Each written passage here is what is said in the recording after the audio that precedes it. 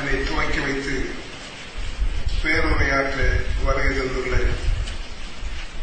தமிழ் பண்பாட்டின் அடையாள சின்னம் பேராசிரியர்களே, டாக்டர் ஸ்ரீ சாமிகள் அவர்களே, நாடாளுமன்ற உறுப்பினர் திரு தங்கபாணி அவர்களே, ஆஸ்திரேலிய நாடாளுமன்ற உறுப்பினர்களே,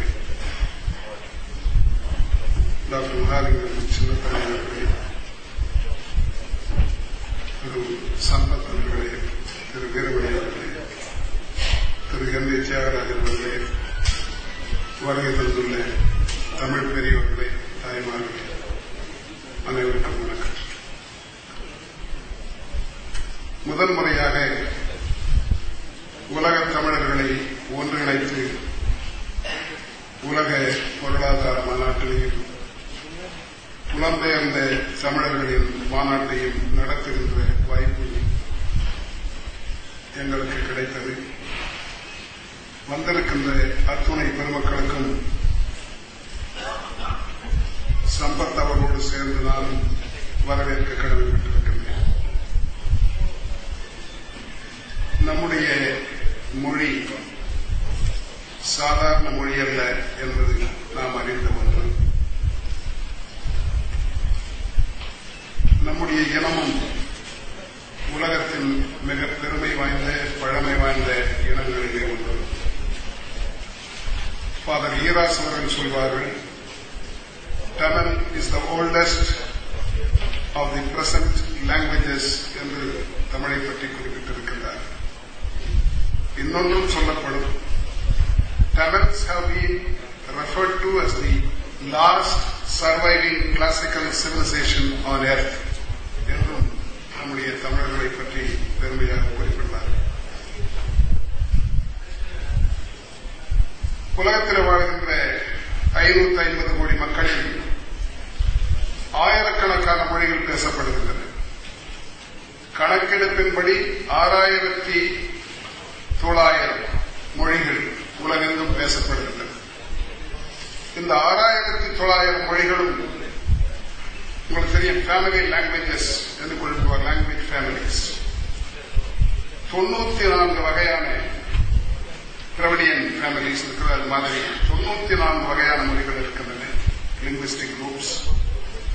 அவைகளிலே 10 பெரும்பான்மை குழுக்களை சார்ந்தவர்கள் தான் 96% மக்களை சார்ந்தவர்கள். அதிலே திராவிட மொழிகளும் ஒன்று.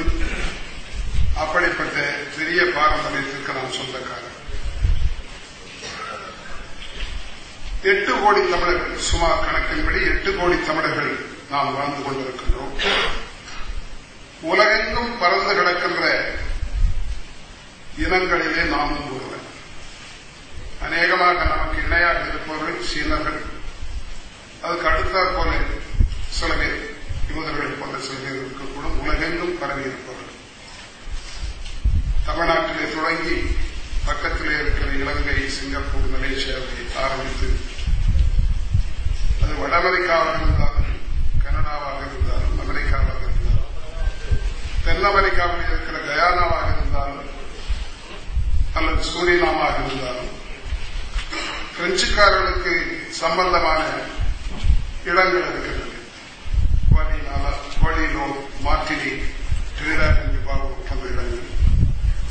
மௌரிஷியஸிலே நீண்ட காலத்திற்கு முன்பே சென்று வாழ்ந்தவர்கள், சீஷல்ஸ், ரீயூனியன் போன்ற இடத்திலே இருந்து வருபவர்கள், தென்னாப்பிரிக்காவில் சென்று அங்கேயே குடியேறிவிட்டவர்கள், Burma, Vietnam, Cambodia, Thailand, Indonesia, இப்படிப்பட்ட நாடுகளிலே, அண்மை நாடுகளிலே சென்று குடியேறியவர்கள், ஆஸ்திரேலியாவிலும் நியூசிலாந்திலும் வாழ்கின்ற தமிழர்கள், பிஜியில வாழ்கின்ற தமிழர்கள், பிஜியிலே தமிழ் பெயர்கள் இருக்கின்றன, பட்டங்கள் இருக்கின்றன. அங்கே போனால் நீங்கள் தென்னிந்திய ஐக்கிய சன்மார்க்க சங்கத்தை பார்க்க முடியும். பிள்ளை முதலியார் படையாட்சி நாயுடு கவுண்டர் என்று பெயர் இருக்கு. ஆனால் பல பேருக்கு தமிழ் பேச தெரியாது. இவர்களும் தமிழர்கள் தான். அதற்கு பக்கத்தில் இருக்கிற டஹீட்டி, நியூ கலிடோனியா என்று அந்த நாடுகள், ஐரோப்பாவில் நிறைய குடியேறி இருக்கின்ற பிரான்சிலே தான் அதிகம் இருக்கின்றார்கள். அடுத்த Germany, Italy, Netherlands, Norway, Sweden, Denmark, Switzerland, மத்திய கிழக்கு நாடுகளில் Bahrain, UAE, Qatar, Saudi Arabia, Kuwait போன்ற நாடுகள். நான் சொல்வதெல்லாம் கேட்பதுதான். 100 நாடுகளுக்கு மேலே தமிழர்கள் வாழ்ந்து கொண்டிருக்கின்றார்கள்.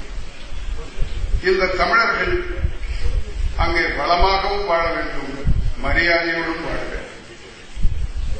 இந்த மாநாடு ஏன் என்று விளக்கி சம்பத் அவர்கள் சொன்னார்.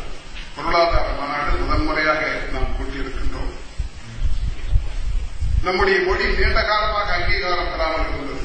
இந்தியாவுக்குள்ளே 6.5 கோடி மக்கள் பேசுகின்ற இந்த மொழி முதன்முதலாக 2004 ஆண்டுதான் மத்திய அரசால இது கிளாசிக்கல் லாங்குவேஜ் செம்மொழியாக அங்கீகரிக்கப்பட்டு 2004 ஆண்டு ஜூன் மாதம் 6ஆம் தேதி நாடாளுமன்ற இரு அவைகளின் கூட்டத்திலே குடியரசுத் தலைவராக ஒரு தமிழர் டாக்டர் அப்துல் கலாம் இந்த அறிவிப்பை தந்தார். இது செம்மொழியாக அங்கீகரிக்கப்பட்டிருக்கிறது என்ற அறிவிப்பை தந்தார்.